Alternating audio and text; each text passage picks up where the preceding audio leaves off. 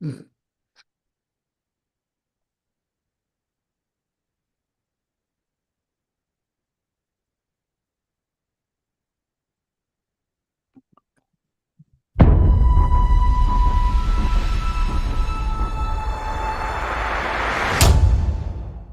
afternoon, everyone, and thank you for joining the Black Health Trust.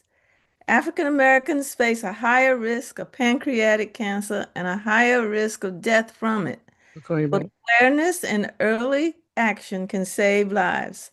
Our goal today is to empower our community with knowledge to recognize risk sooner and seek care earlier. And without further ado, I turn it over to our founder, Dr. Randall Maxey. Thank you very much, Dr. Barbara Davis Stevens. Let's go to the first slide of Simon.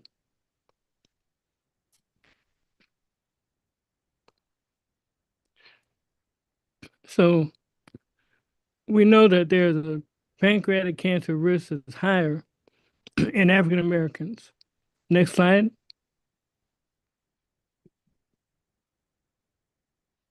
So there's certain things that patients should know if they're at risk for possible pancreatic cancer.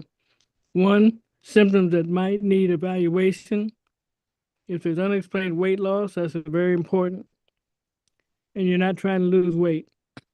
If they have new onset diabetes, especially if you're after the age of 50. Abdominal pain or back pain that's persistent. If there's loss of appetite or fatigue, or yellowing of the eyes or skin, which is called jaundice. Next slide.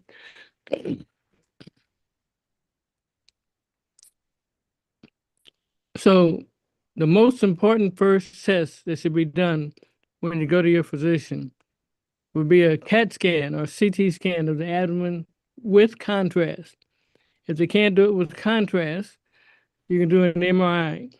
There's a protocol called the Pancreatic protocol. This test helps doctors look for a mass in the pancreas and helps to see the surrounding organs and blood vessels. It determines what the next steps will be. Next slide. So you might expect certain blood tests to be done, such as liver function tests. They test the enzymes in your liver. Blood sugar, they test your A1C. Pancreatic enzymes such as lipase and amylase.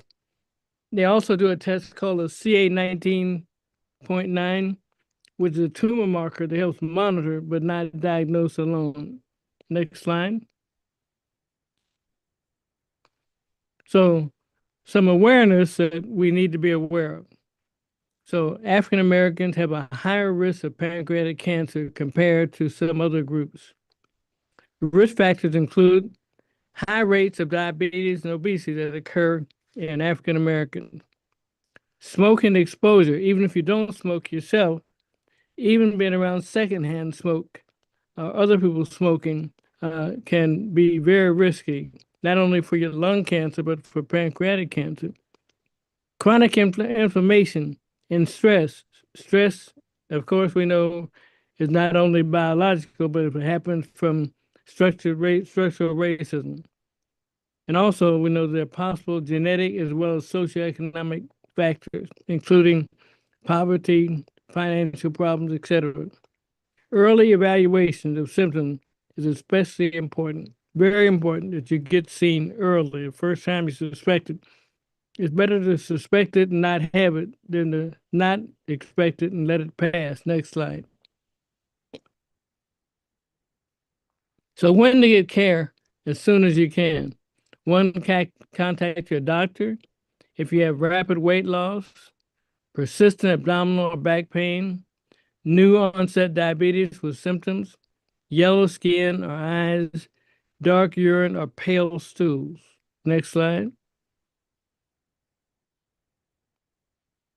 There are certain things that can help you prevent the incidence of pancreatic cancer. It can reduce the risk and improve overall health. One, maintain a healthy weight. Control diabetes and blood sugar. Avoid smoking and limit alcohol.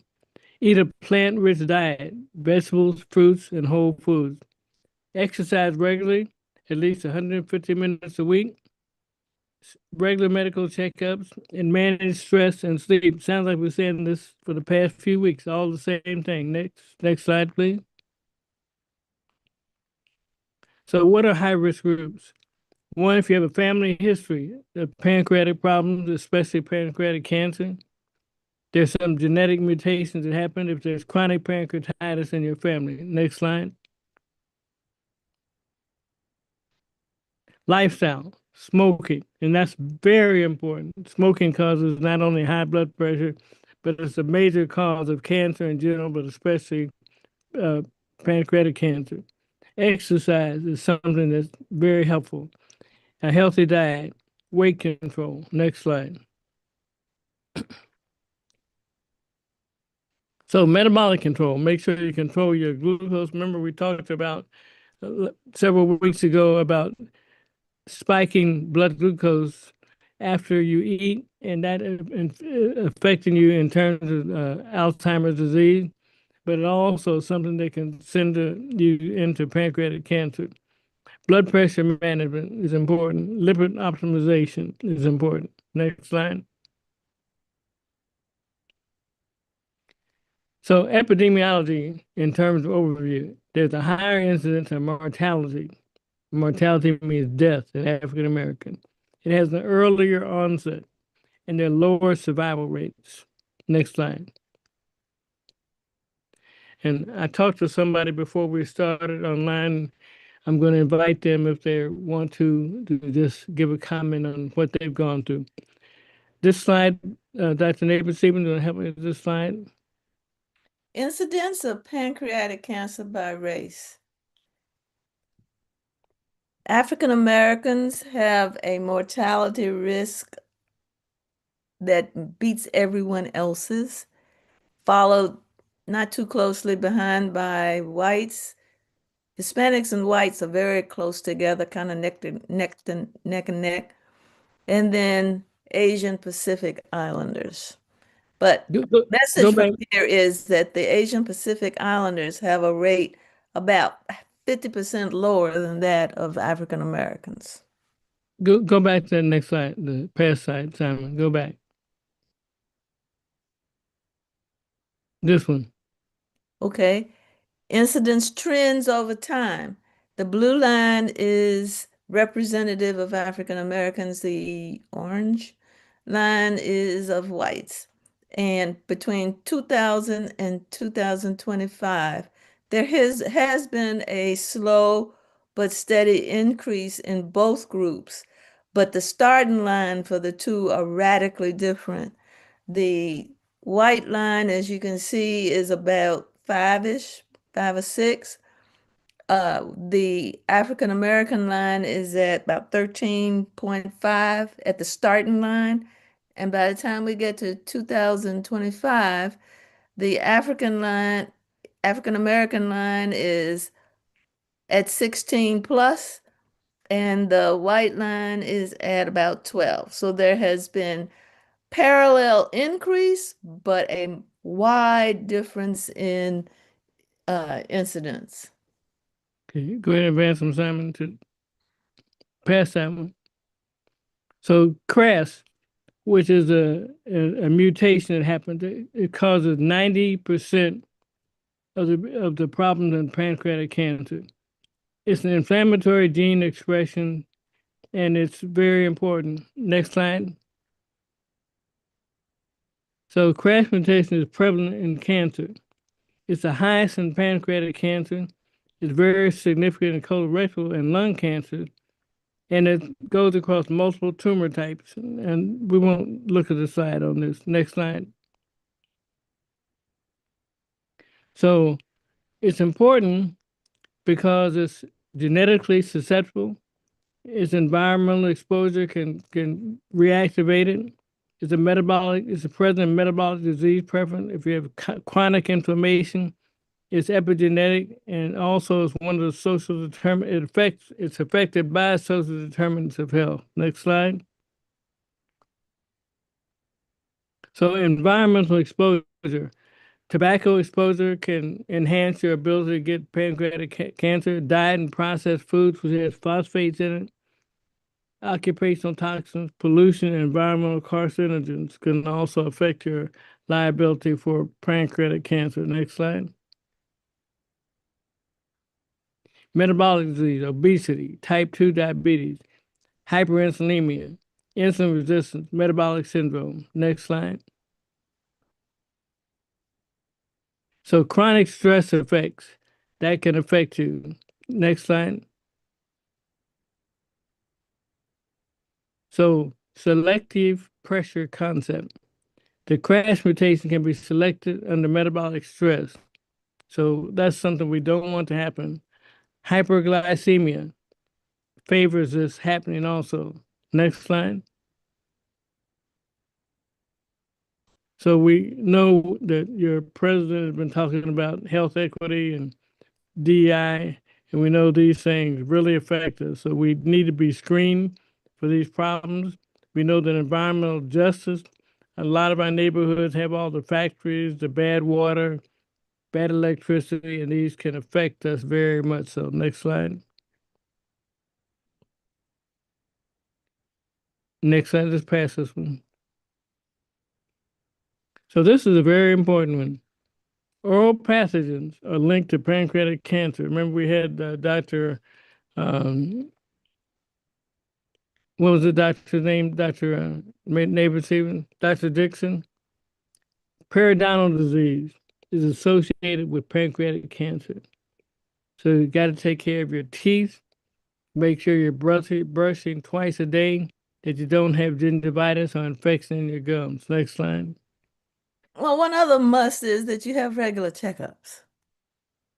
That's very, very important. And this is interesting too, vitamin D deficiency. It's reduced in synthesis if you have melanin. And some of us have a lot of melanin, and that makes you not produce the right kind of vitamin D. So we need to either be in the sun more or take vitamin D doses with your meals or food, and have this has a very important immune regulation impact. And this cancer risk associated, vitamin D, not just because of COVID, but because of cancer risks as well. Next slide.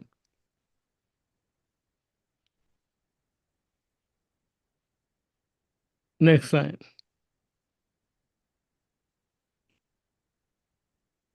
So we know that there's an important relationship with hypertension and vascular damage can cause microvascular injury, oxidative stress that we've talked about before, and fibrosis fools not only with the kidney, the lungs, the brain, but also with the pancreas. Next slide.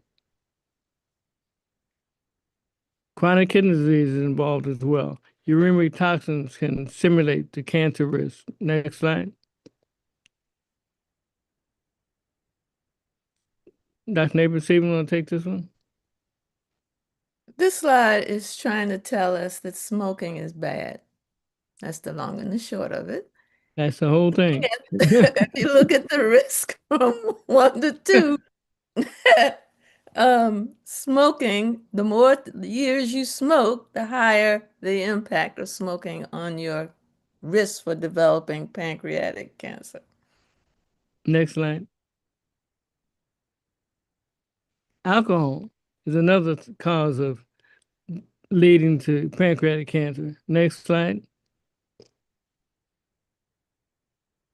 There are dietary factors. We talked about processed meats, increased risk, and I love hot dogs and all those things, but those lead to pancreatic cancer, or cancer in general, but especially pancreatic cancer.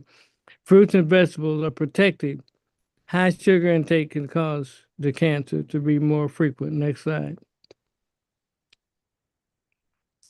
Chemical exposure, manufacturing, environmental, industrial toxins can do it. Air pollution, heavy metals. Next slide.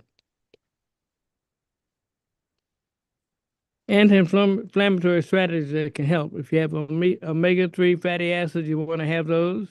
And those are especially in the fish that we've taught, fatty fish, the ocean fish especially, even though they may have some mercury, but omega-3 fatty acids are very important. Sardines are good for that. Physical activity, vitamin D optimization is important. Next slide.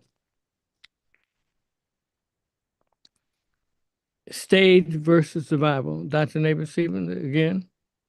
Well, this one is kind of, I'm going to make another comment a little bit later, but there have been several things said in the course of your discussion so far that has made me reflect on things that I either have observed or was told. And one of the things I was told was that, and that was when I was in medical school and as a resident, was that pancreatic cancer, by the time you know you have it, you're almost dead.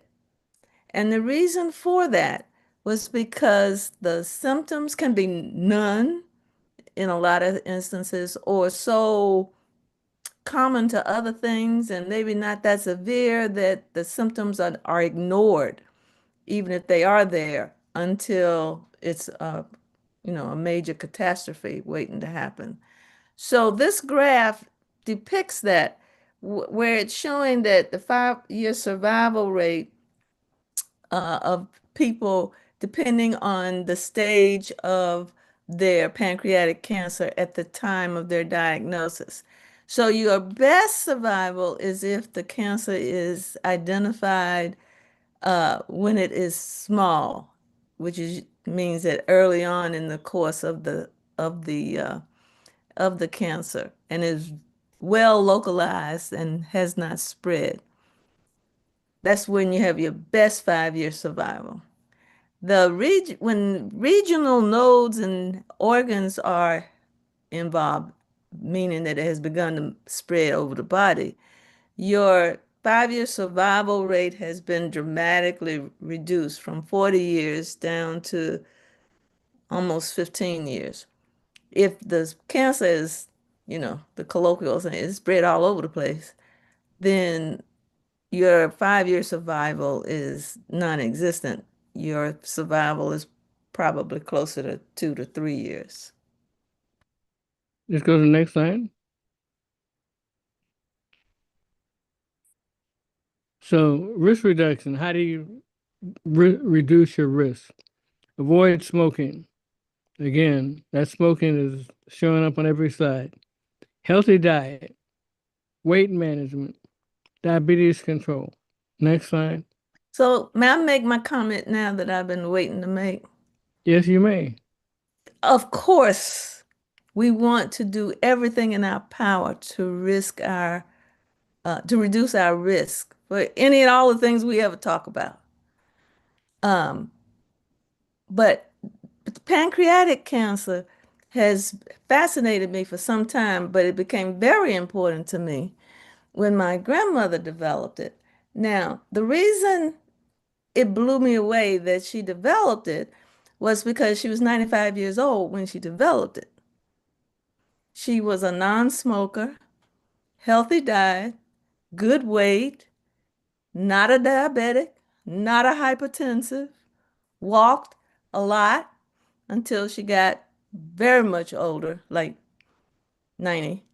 And between 90 and 91, she actually fell and broke a hip. At that point, we were informed that she had osteoporosis, which I suspect she probably had had for a long, long time. But my point is, yes, we want to avoid smoking. She never smoked. She was an avid anti-smoker. Um, we want to avoid the smoking. We're going to do all the things here on this slide, but I just don't want you to think that just by doing all of those things, you're scot-free. Remember, I think maybe the second or third slide we talked about, which was that these symptoms can be very subtle.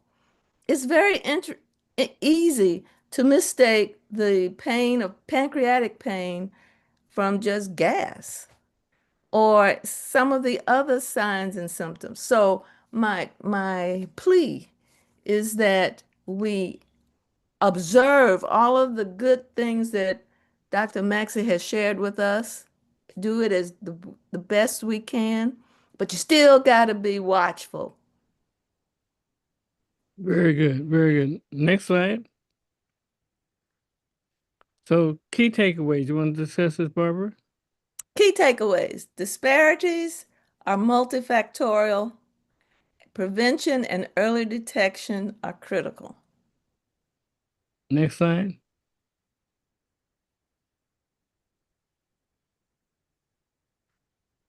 Is that the last slide?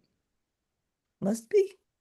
So I want to say that it's very important we don't forget, don't take anything for granted, like Dr. Neighbor Stevens says. If you have a problem, go see about it. It's better to go and see about it and have the doctor say everything is okay. Don't worry, but at least you'll see about it because you may stop something in its tracks. I spoke to someone earlier in the before the call actually started. And they talked about they had gone to the Mayo Clinic and had a treatment for a diagnosis. If they're willing to make a statement, I'd like to open their mic if they want to unmute,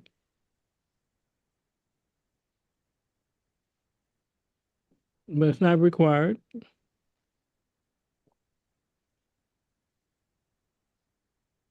Very good. Do we have any? Hello, Hello? hello. Hello. Um, this this is Pat Walker, and I had spoken with you earlier.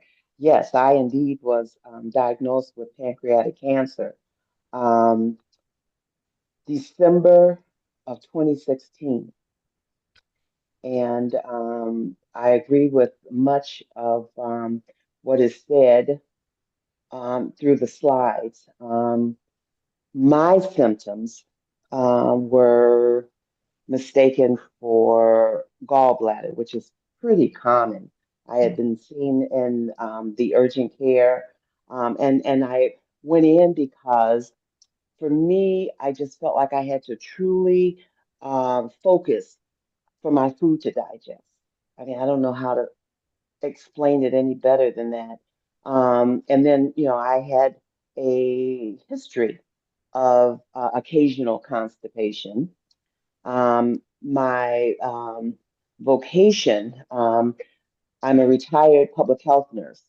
So I knew my body and I had a very good relationship with my primary care provider, who is a physician's assistant.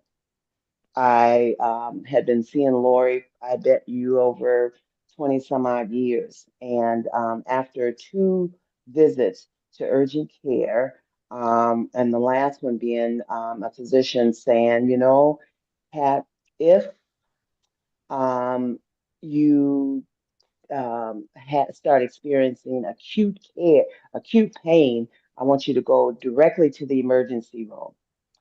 Again, he's thinking I had gallbladder, How did they problems with. actually make the diagnosis? Um, I went to Lori on a Saturday and just said, Lori, I think it's time to pull it out. This is after less than a month. And I just said, it's time to pull out all the stops. She said, I agree. And so I saw her on a Saturday. That Monday, I was in an oncologist office, and she scoped me the following week, um, and she saw then and suspected, that was on the 13th of December, and suspected that it might be pancreatic. I had the final diagnosis on the 27th of December, and by the first week in, after seeing a surgeon, and I asked, what was his skill set, not skill set, but his how many, because he was, talking about Whipple. And I said, well, how many have you done? And he said, well, I may do maybe three, 3 or 4 a year. And I said, nope, I need to go with someone that knows. And so the Very first week complex in Jan, operation. it was. But in January, the first week in January, I had my first visit at Mayo Clinic. And when I tell you that I had top of the line, top shelf care, the Grand Poobah um, is who I Mm. saw, who he was doing multiple Whipples that week. But leading up to that, I had to have five rounds of chemo. And then after the third round, they would do the CT scan with contrast, and they saw that it was responding. And And so then this was in 2016. this is in 2017. I was And how many diagnosed. years is that from now? Well, in December, it will be How- 10 years from original diagnosis. So you are And truly, truly blessed. I really am absolutely, so glad you absolutely. had this. Yeah, absolutely. And I, share with people my story.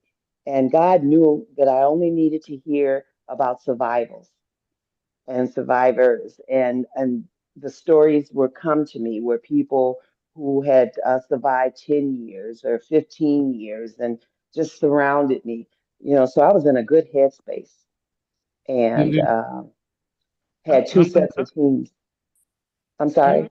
I said I'm going to let people ask you questions later if you want. Sure. I really appreciate you for stepping up. Dr. Neighbor Stevens, any comments in the chat? No comments in the chat, but I wanted to ask you in the course of getting today ready,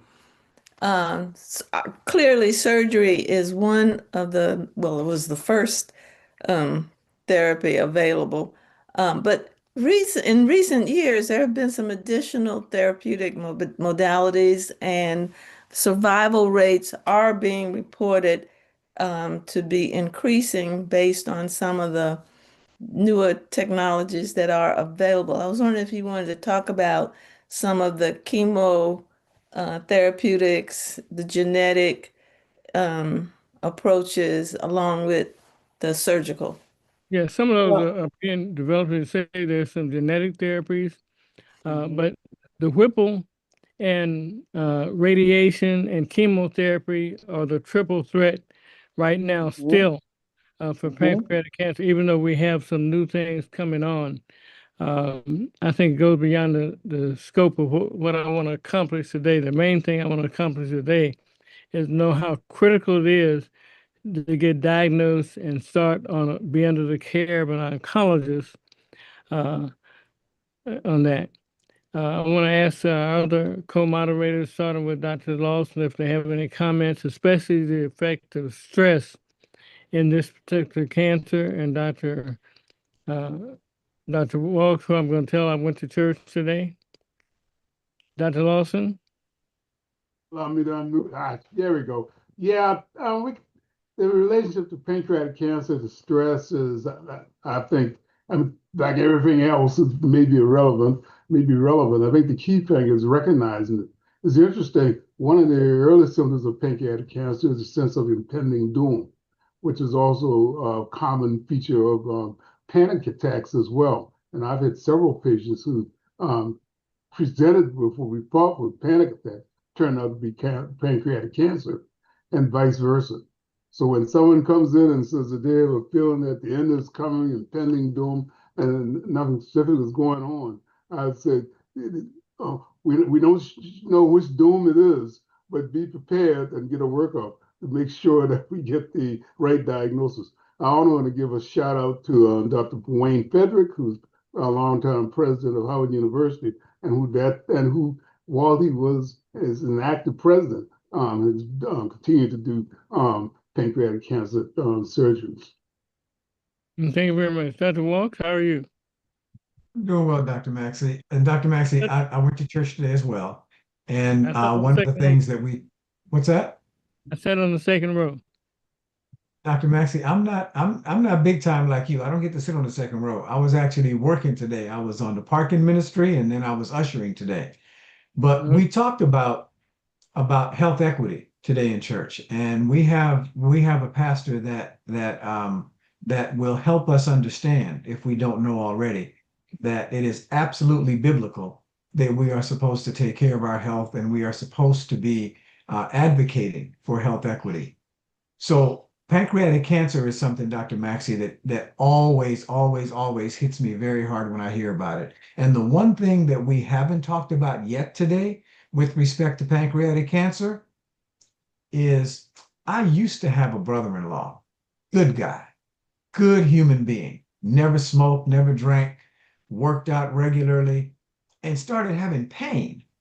Went in and they diagnosed him with pancreatitis. And he just kept having pain, and they kept telling him, Here's what they were thinking. They were thinking, well, he's a young black man with pancreatitis. He must be drinking. That's what they kept thinking. And what they kept telling him was that he needed to make sure his lifestyle was better and that he should, limit alcohol use and that the pancreatitis would get better if he didn't drink. And he kept saying back to them, but I don't drink. And they kept not believing him because they who were seeing him had in their minds that if you're a young black man and you have pancreatitis, you must be a heavy drinker. My brother-in-law is no longer with us because by the time he finally got somebody to listen to him, that he didn't drink. All he had to get was somebody who believed that he didn't drink. And then they looked for pancreatic cancer, and by then it was no longer local. It was all over the place. Mm. And so the one thing that I think we have to always talk about when we talk about things that we can do something better with if we catch it early is the advocacy that we need to have as individual people when we go see a doctor, nurse practitioner, physician's assistant, chiropractor, anybody we're going to see. When they try to minimize what it could be, we have to be advocates for, did you check everything? Did you look under the hood and see if there's something else wrong? Because there's no reason why that brother shouldn't be alive. Very important. There's a gene, oncogene, that we talked about called CRAS. And turns out what happens in pancreatic cancer, it gets stuck on the on switch. And normally it turns on and off. But if it gets stuck on, it makes your cells in the pancreas and every place else grow unreasonably. And that can happen without drinking, without anything, as Dr. Neighbor Stevens said. It's just a fact of life. But the other things can make it happen more easily. But if it gets stuck on its own, or because you come from a family with that history, or because you have some of the environmental exposures, as well as stress, it can be more likely to happen.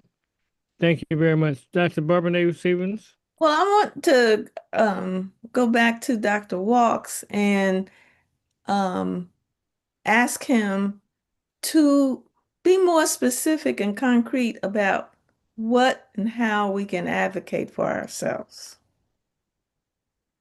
Oh, don't throw me a softball. I'm gonna hit it out the park. Absolutely. For me, step one is Black Health Trust. We have to educate ourselves about the things that we should be looking for because I think Dr. Maxey says many, many times that if your doctor is not looking for this, ask them to look for that, right? So we should know what when the doctor when we go in for our annual physicals, as all of us should, we should know what to ask the doctor to look for. We shouldn't, well, we drew your blood, everything is fine, and we go home happy. No, we should be able to ask questions about what specifically we are getting information about. And Can then you we put up should the be able to first two talk to our slides once doctors you go about it. through the slides? I'm sorry, Dr. Maxey? Ask Simon to put up the first two slides. I want you to comment on. So while those first two slides are going up, we can go in and we can fuss about stuff. It's better if we go in and not just fuss about health equity and social disparities and everything else in general. It's good if we know specifically the things that are maybe common for us, the things that are most often missed for us. I think those are things that allow us to advocate in a way that people can receive positively. Back to the beginning, Simon. I want him to see all the way No, to. another thing, Dr. Walks, you keep saying when we go in to see our doctor, A, B, C, D. Let me just say, and there are lots of reasons for it. I get it. We cannot use the emergency room as our primary care doctor. Next slide, Simon. I want him to see the. No, and that's why I said going in for our annual physical, because you're right. And there are a lot of reasons. I hate victim blaming, whatever we want to call it. Many of us live in areas where we don't have access to a regular routine primary care practitioner. And we have to be vocal about that. We have to know who our policymakers are. We have to be able to talk to those people about these things. Dr. Walsh, I want to comment on these next two slides, this slide and the next one. Okay.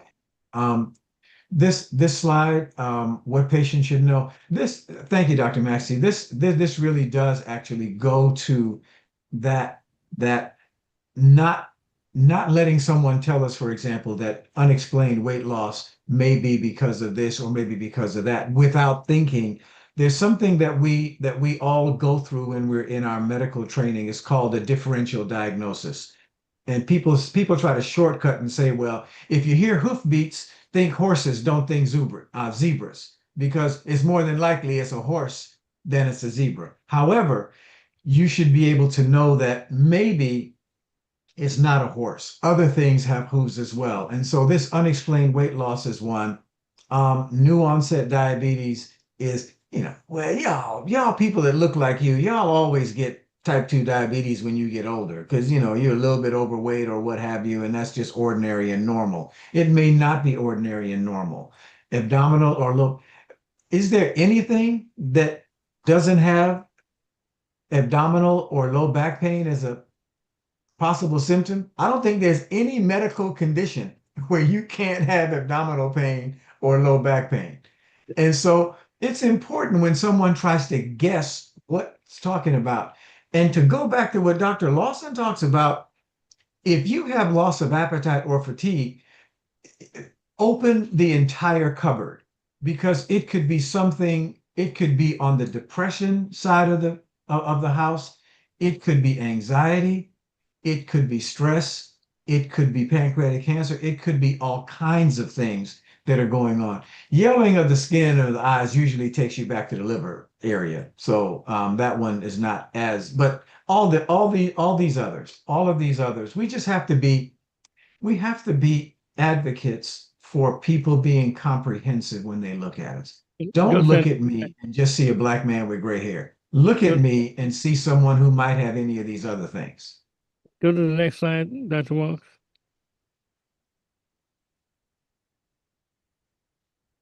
Oh, You're most speaking of about what they need to expect from the doctor. Dr. Maxey, okay.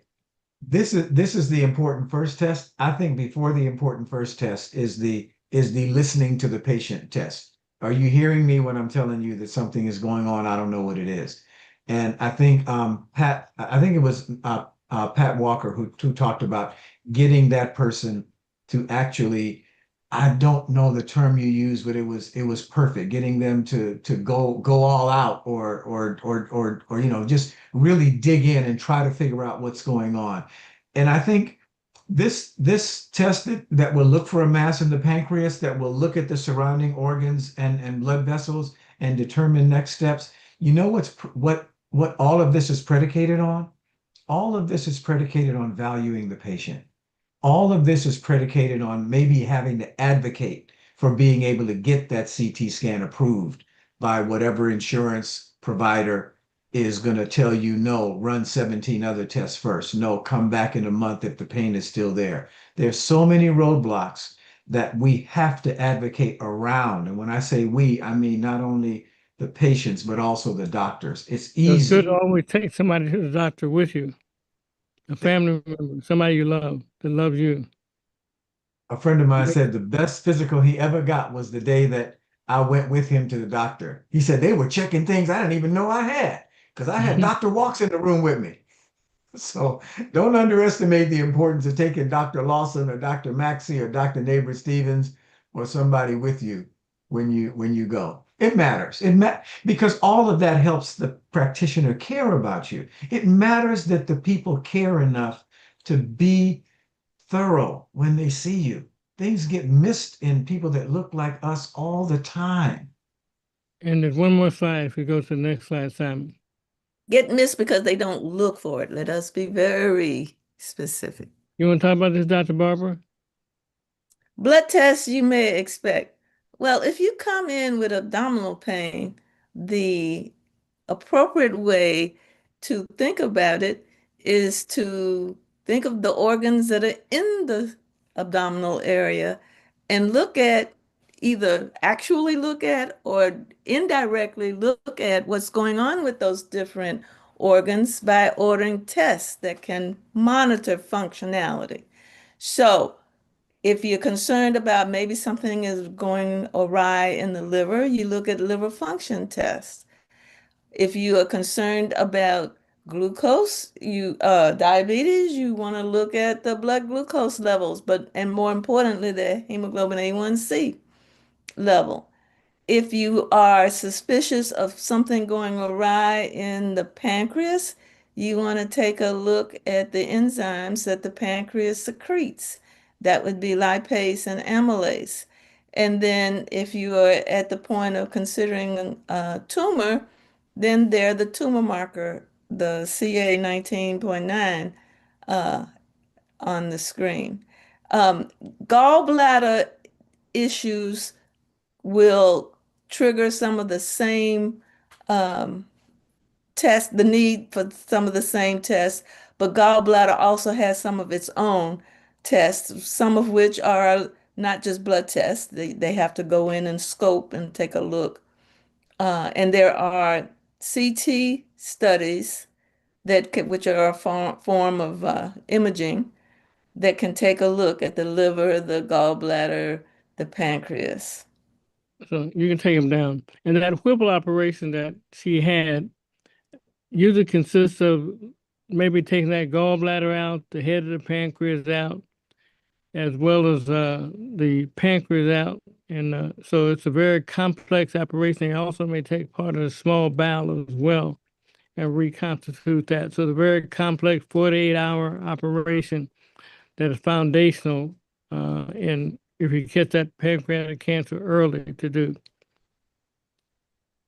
So we're getting close to the top of the hour.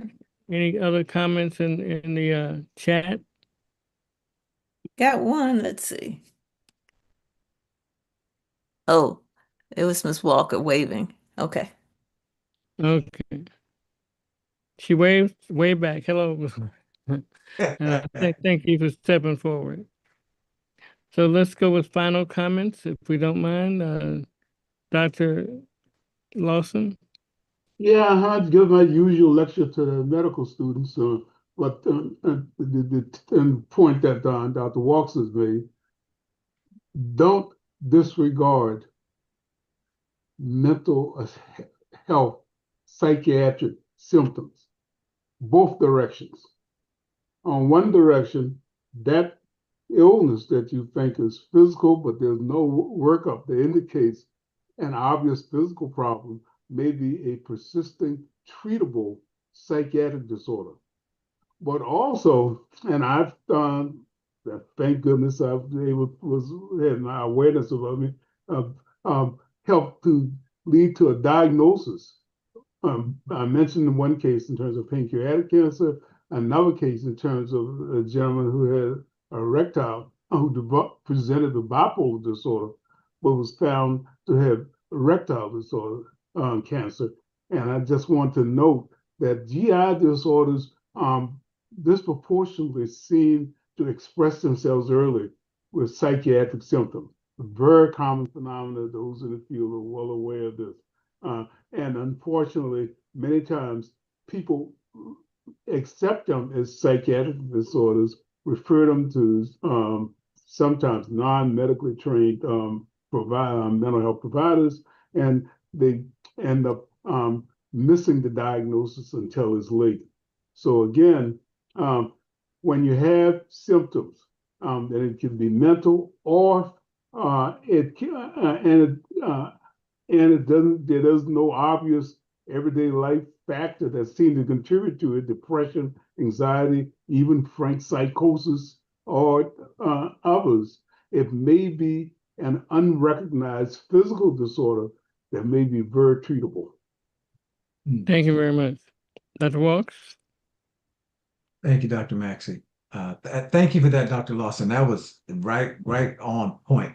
I wanted to just go back and thank Ms. Walker again for being willing and being open to talk about her story. And part of that story was, I think she mentioned hearing people with positive stories, hearing people saying things that were positive and things that were encouraging. There's a lot of denial, a lot of avoidance in our community about going to the doctor because we're going to get bad news, and that cuts across the board for every single thing. And I think the more of us that find a safe place to talk about a health journey, to talk about having a good outcome, to talk about having a good practitioner that actually values us and digs in to find out what's wrong, and then we have a positive outcome. The more of those stories that we can share, I think, the more we can get folks to go to the doctor to do their routine exams and to talk with each other and encourage, support, uplift, and maybe even help care for each other as we go through. This is a long, hard journey sometimes. And the times when it ain't, when it's a little bit easier, if we share that with each other, I think it can help all the things that we talk about. Thank you so much. Dr. Barbara Davis Stevens. I hope that one of the things we do here at Black Health Trust, we talk about it all the time, but I hope we are really able to give our audience, one, the tools they need so that they can be empowered to do what they can do for themselves. And the second thing I hope that we're doing, and I think we do it, but there's always room for improvement, is sometimes we feel like people don't understand us. There are formal names for it, cultural competence and all this kind of stuff.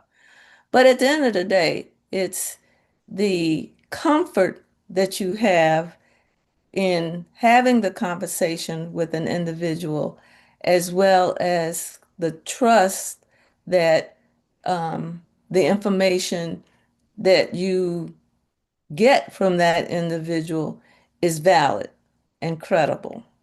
I mean, those are our cornerstones.